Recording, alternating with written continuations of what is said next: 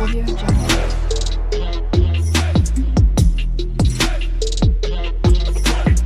Audio Jungle. Good morning, আশা করি সবাই খুব ভালো আছো। লাইফস্টাইল উইথ মুনমুনরার একটা নতুন ব্লগে তোমাদের সবাইকে স্বাগত জানাচ্ছি। আমি দাঁড়িয়ে রয়েছি তাওয়াংয়ে, আর আমরা যে গেস্ট হাউসে আছি সেটা একবার তোমাদের সঙ্গে শেয়ার করে দেব, সেটা তোমরা দেখে নিও। আর এখন একটু আমরা বেরিয়েছি, যেখানে যেখানে যাওয়ার সেটা তোমাদের সঙ্গে শেয়ার করবো। যা যা এখান থেকে দেখার রয়েছে সেগুলো সবটাই তোমাদের সঙ্গে শেয়ার করবো। পুরো ভিডিওটাতে আমার সঙ্গে থাকো।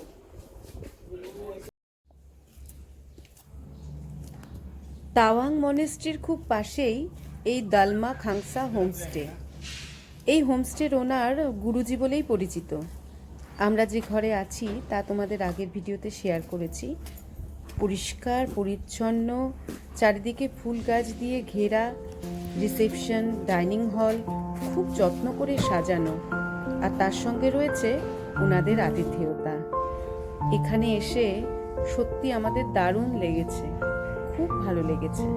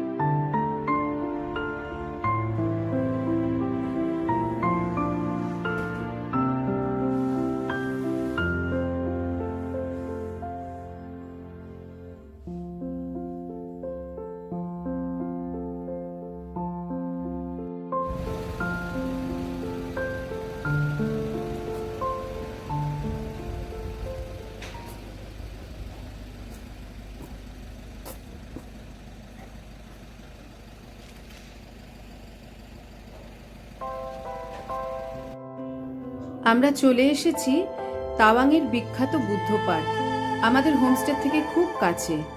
আর বুদ্ধের একটা বড় মূর্তি এখানে আছে, যেটা কিন্তু এই ছোট্ট পাহাড়ি শহরের প্রায় যে কোনো প্রান্ত থেকেই দেখা যায়। এখানে গৌতম থেকে বুদ্ধদেব হয়ে ওঠার কাহিনীও বর্ণনা করা আছে।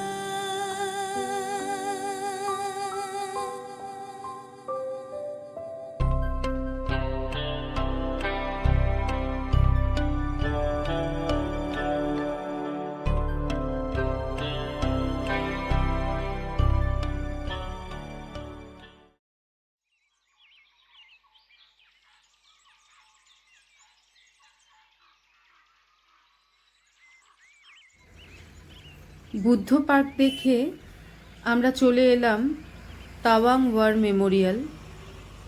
নিজের মাতৃভূমির জন্য যারা শহীদ হয়েছিলেন এখানে সেই জওয়ানদের নাম রয়েছে, রয়েছে তাদের ব্যবহার করা কিছু যুদ্ধের অস্ত্র, পোশাক, গুলিতে ঝাঁঝরা হয়ে যাওয়া হেলমেট। 1962 চীনের সঙ্গে যুদ্ধে অগণিত ভারতীয় জওয়ান শহীদ হয়েছিলেন। তাদের উদ্দেশ্যেই তৈরি হয়েছিল এই মেমোরিয়াল, তাওয়াং ওয়ার মেমোরিয়াল। সেখানেই এখন আমরা যাব। এই জায়গাটাও খুব সুন্দর, আর এখানটাতে জওয়ানদের একটা ক্যাম্পও রয়েছে, সেটা আমি কখনোই ভিডিওতে তুলব না। তো এই রাস্তা দিয়ে এখন এগিয়ে যাচ্ছি তাওয়াং ওয়ার মেমোরিয়ালের দিকে।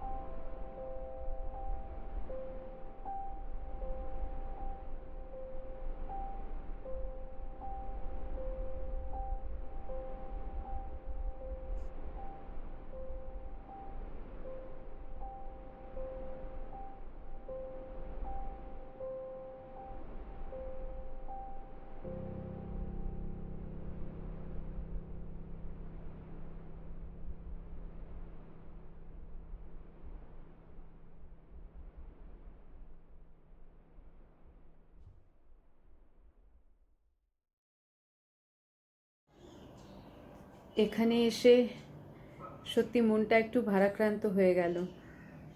এই শহীদ ভারতীয় জওয়ানদের নাম পড়ে আমি শেষ করতে পারছিলাম না। 1962 এই যুদ্ধে ভারতের বিভিন্ন প্রান্ত থেকে আসা জওয়ানরা শহীদ হয়েছিলেন। তাই ভাবছিলাম যে ওদেরও তো পরিবার পরিজন ছিল, কিন্তু সবার আগে ছিল হচ্ছে ওদের ভারত মাতা। ওদের ব্যবহার করা কিছু জিনিস চোখে পড়ল। হেলমেটটার কিছু নেই, কি অবস্থা! মানে এগুলো দেখলে না, সত্যি বলছি, মনটা খারাপই হয়ে যায়। তাওয়াং ওয়ার মেমোরিয়ালের ঠিক উল্টো দিকটাতেই একটা ভিউ পয়েন্ট আছে, সেখানটাতে দাঁড়ালে খুব সুন্দর তাওয়াং শহরটাকে দেখা যাচ্ছে, নিচে রাস্তাগুলোও খুব সুন্দর লাগছে। আর আজকে ওয়েদারটা ভীষণ ভালো, ঝকঝকে রোদ উঠেছে সকাল থেকে। জানি না এটা কতক্ষণ থাকবে, বৃষ্টি হওয়ার একটা সম্ভাবনা আছে শুনেছি। তো এখান থেকে দারুণ লাগছে, ভিউটা অসাধারণ। এখানে জওয়ানদেরই একটা ক্যাফেটেরিয়া আছে, গাড়ি পার্কিংয়ের ব্যবস্থা আছে, খুব সুন্দর একটা জায়গা। যাই হোক, সমস্ত রকম অভিজ্ঞতা সঞ্চয় হচ্ছে বিভিন্ন রকমের, যেটা অরুণাচল প্রদেশে না আসলে হয়তো আগে বুঝতেই পারতাম না। বিশেষ করে এই যে তাওয়াংওয়ার মেমোরিয়ালে গেলাম, এটা তো কখনো আগে যাইনি। এটার একটা অন্য রকমের অনুভূতি, অন্য রকমের একটা অভিজ্ঞতা। আর তার সঙ্গে অবশ্যই কিছুটা মন খারাপও হচ্ছে। সেই 1962 এর কথাগুলো যদি ভাবতে যাই, তখন তো আমরা সত্যি দেখিনি এগুলো, এখন খারাপ লাগছে। কিন্তু যাই হোক, এটা রয়েছে বলে আমরা ওনাদের নামগুলো জানতে পারছি, ওনাদের সম্পর্কে সবটা জানতে পারছি, খুব ভালো লাগলো।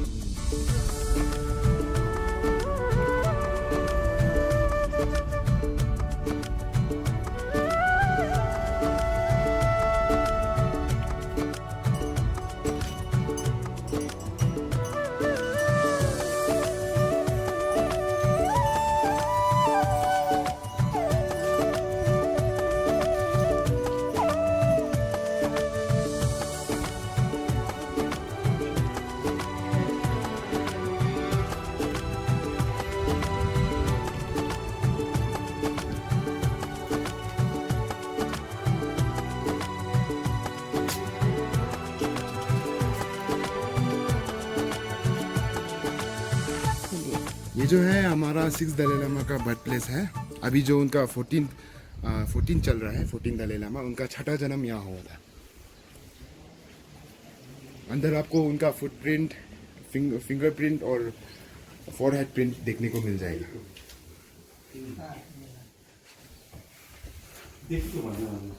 ये जो है हमारा प्रेजेंट दलाई लामा है। अच्छा 14 दलाई लामा ये है। 14 हाँ, इनका जन्म भी तिब्बत में ही हुआ था, पर 1959 वॉर में वो चिमिथांग के रास्ते होकर, तवांग के रास्ते होकर नीचे असम चले गए थे। असम के बाद वो धर्मशाला में, और यहाँ उनका मदर है, यहाँ से उनका मदर ये है, उनका मदर ये है, फादर वो है। ये तो हमारा गॉड है, गुरु पद्मा हम लोग संभव। ज्यादा पैशन थे इनको। বলি, और ये जो आप देख सकते हैं 6 दलाई लामा है। अच्छा आप पीछे देख सकते हैं तावांग मोनेस्ट्री, और ये मोनेस्ट्री का पिक्चर है पीछे।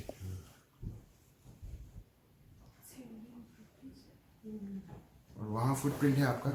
दिरांग मॉनेस्ट्री में भी लामा जी का ये है। क्योंकि हम लामा जी को फॉलो करते हैं, इसलिए हाँ। नियम है कि लामा जी का रखना है। ये उनका फिंगरप्रिंट है। अच्छा ये फॉरहेड प्रिंट है, फॉरहेड प्रिंट। और एक ये उनका फुटप्रिंट है।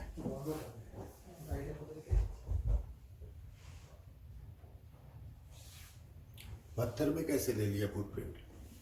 वो मेरे को आइडिया नहीं है, मेरे दादाजी ने बोला था जब वो यहाँ नीचे खेला करने जाते थे, खेलने जाते थे, तब उनका फ्रेंड वहाँ से उठाकर ले गया थे क्या। और इसका कहानी तो मुझे पता है, और ये जब वो नीचे खेलने को गए थे और वो पेड़ में चढ़ने लगे एक बार, वो पेड़ में चढ़ते समय एक बार वो पेड़ के ऊपर से गिर गए, तब उनका फोरहेड का प्रिंट एक पत्थर पर छप गया। ये है।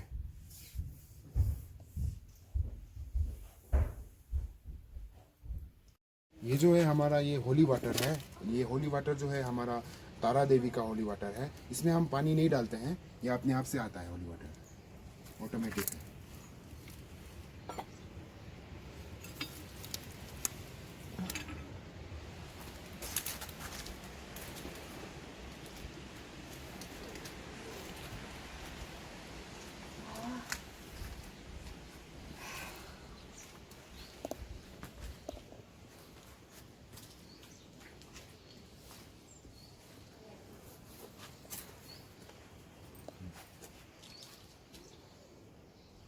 आप इसको बोतल में भी थोड़ा सा लेके जा सकते हो।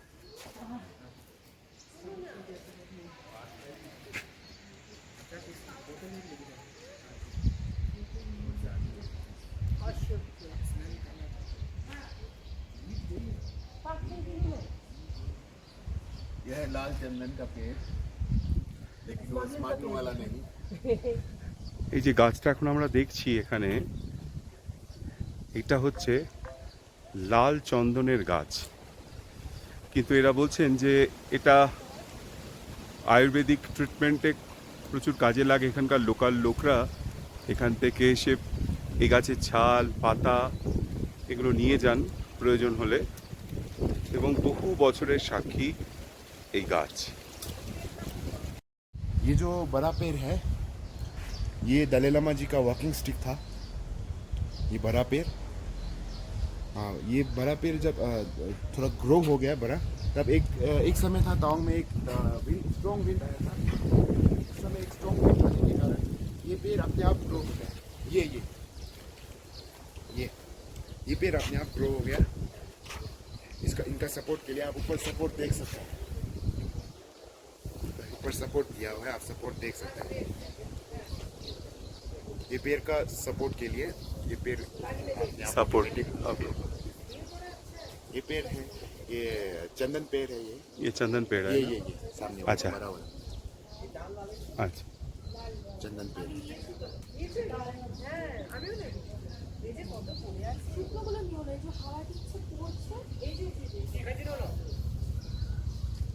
চলো। এই যে এখানে লাল লাল সব পাতা দেখা যাচ্ছে, একদম রেড কালার এগুলো।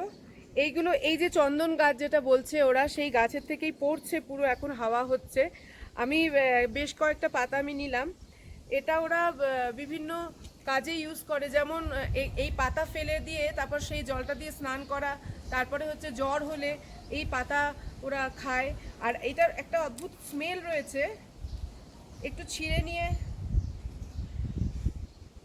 নাকের সামনে যে নিচ্ছি আমি না, কি বলবো, তেজপাতা, তারপরে হচ্ছে ছোট এলাচ, দারচিনি, চন্দন সব মেশানো একটা অদ্ভুত গন্ধ, কিন্তু এটা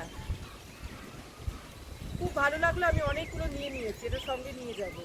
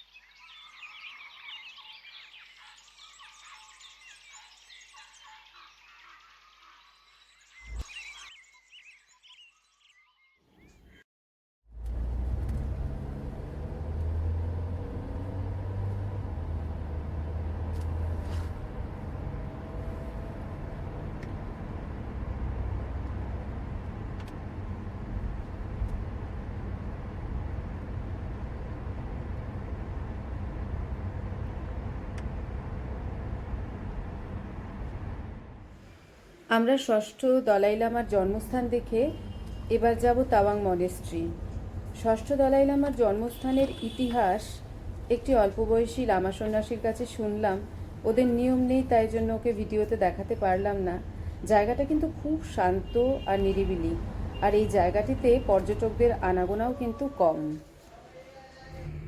এই হলো তাওয়াং মনেস্ট্রির গেট। এখান দিয়ে আমরা ঢুকলাম, 50 টাকা টিকিট নিল, গাড়ি পার্কিং করা হয়ে গেছে। আর সামনেই হচ্ছে এই ক্যাফেটা রয়েছে তাওয়াং মনেস্ট্রির। তো সেখানটাতে আমাদের খিদে পেয়ে গেছে বলে আমরা আগে একটু খেয়ে নিচ্ছি, তারপরে গিয়ে মনেস্ট্রিটা দেখব। এখানে সব কিছু ভেজ, এখানটাতে ননভেজ কিছু পাওয়া যায় না। এবার ভেতরে যাচ্ছি।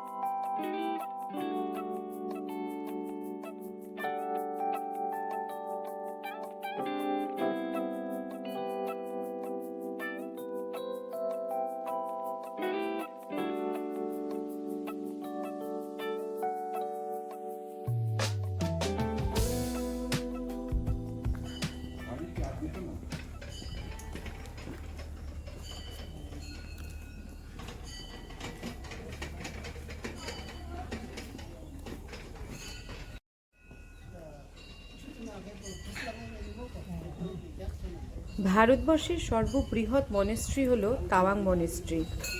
ষষ্ঠ দালাই লামার জীবনের সঙ্গে এই মঠ ওতপ্রোতভাবে জড়িয়ে আছে। সমুদ্রপৃষ্ঠ থেকে 10,000 ফুট উচ্চতায় এই মনেস্ট্রি অবস্থিত। এখান থেকে তাওয়াংচু ভ্যালির খুব সুন্দর একটা ভিউ পাওয়া যায়। আবাসিকদের জন্য থাকার এখানে ব্যবস্থাও রয়েছে। এখানে 65টি ঘর রয়েছে তাদের জন্য। মনেস্ট্রিতে ওঠার রাস্তাটা কিন্তু সাংঘাতিক, মানে অনেকটা রাস্তা ওপরের দিকে হেঁটে উঠতে হয় এবং রাস্তাটা খুব চড়াই। সত্যি বলছি, হাঁটার অভ্যেস না থাকলে কিন্তু একটা সাংঘাতিক ব্যাপার। যাই হোক, আমাদের একটু কষ্ট হয়েছে, আমরা 2-1 বার দাঁড়িয়েছি, কিন্তু চলে এসেছি। এইবার ভেতরের দিকটাতে যাব আর মনেস্ট্রির ভেতরটা দেখব। এত প্রাচীন একটি মনেস্ট্রি দেখার ইচ্ছে মনের ভেতরে আগে থেকেই ছিল, চলে এসেছি তাই জন্য।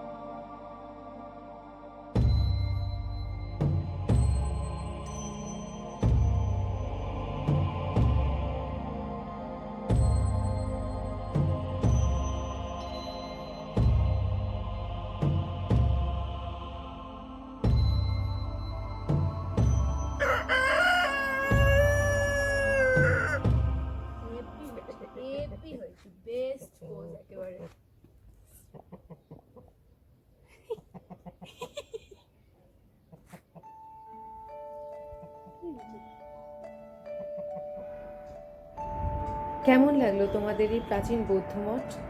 কমেন্ট বক্সে জানিও প্লিজ। এখন এখান থেকে তাওয়াংচু ভ্যালির সৌন্দর্য উপভোগ করে ফিরে যাব হোমস্টেতে, আর সন্ধ্যাবেলায় দেখতে যাব 1962-তে ভারত চীনের যুদ্ধ নিয়ে জওয়ান ভাইদের তত্ত্বাবধানে একটি শো।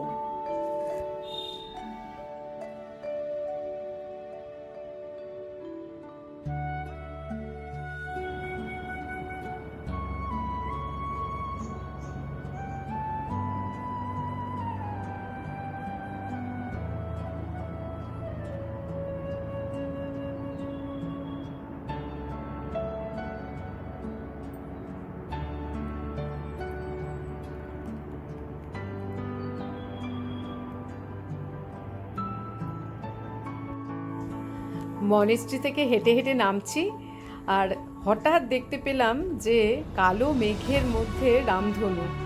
যখন তখন বৃষ্টি নামবে, আকাশটা পুরো কালো হয়ে গেছে, আর তার মাঝখানটায় দেখো কি সুন্দর লাগছে। অনেকদিন পর দেখলাম রামধনু এভাবে।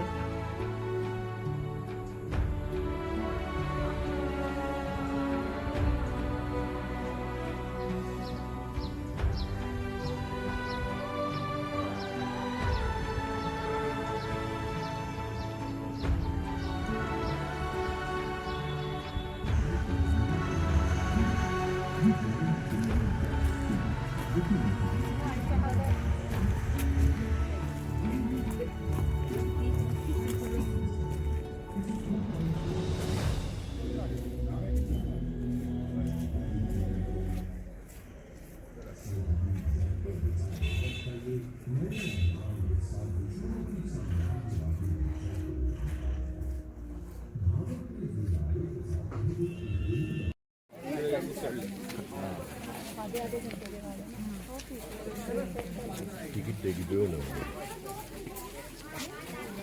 যে যার মতো পারো বলছো মনে হচ্ছে।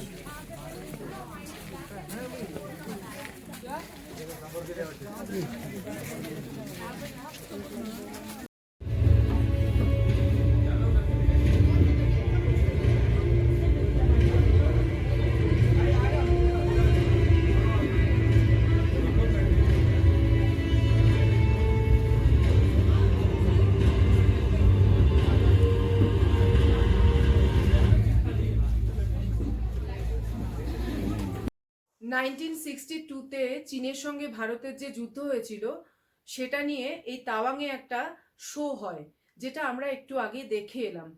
আমার একটাই কথা বলার, যে অরুণাচলে যারা আসবে তোমরা আর তাওয়াংয়ে আসবে, তারা অবশ্যই এই শোটা দেখো। একটা অন্যরকম অনুভূতি হবে। আমারও হলো। ভারতীয় সেনাদের সবসময়ের জন্য কি বলবো, প্রণাম জানাই আর শ্রদ্ধা জানাই। তারা ভালো থাকুক। আমাদেরকে ভালো রেখেছে যারা, তাদেরকে ভালো থাকাটা খুব জরুরি।